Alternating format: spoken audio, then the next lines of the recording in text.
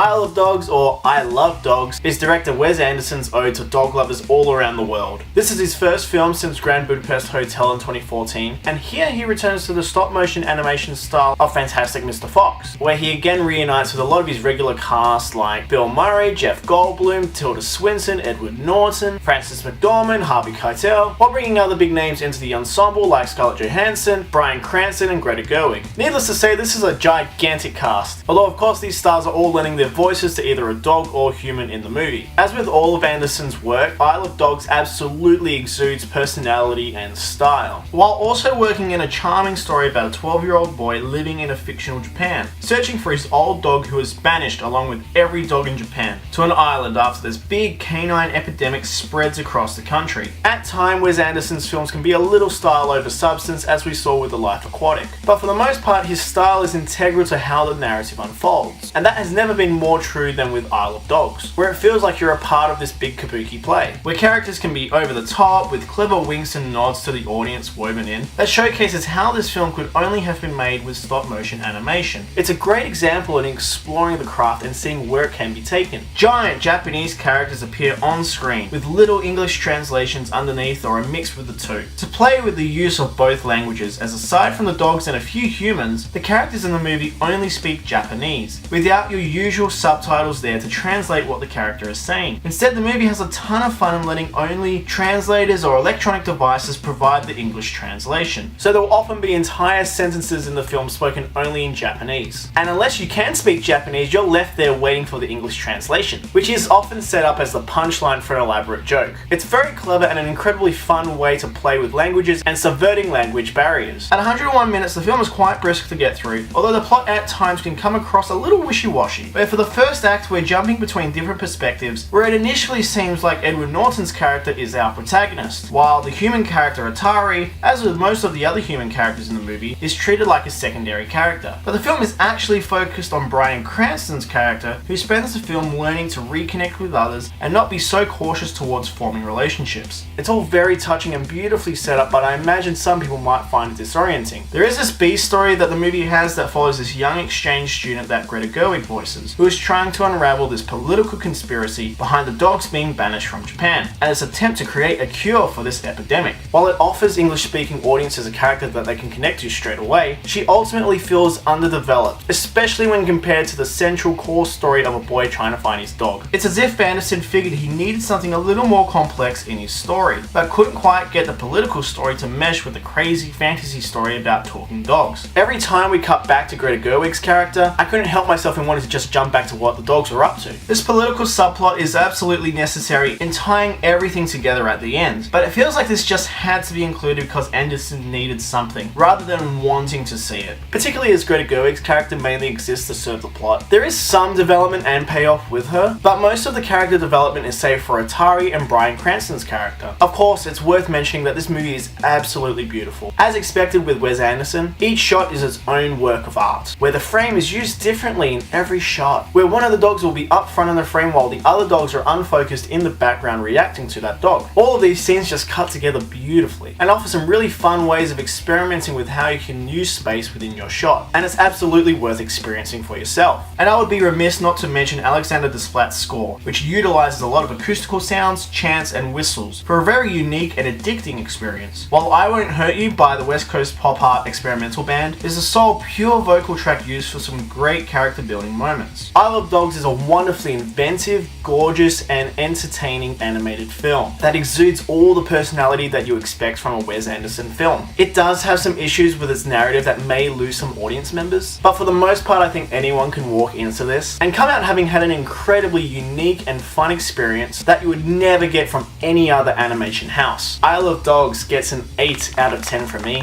Guys, I hope you like this review. If you want to see more reviews just like this one, stay right here for your Mono Fix. Bye guys.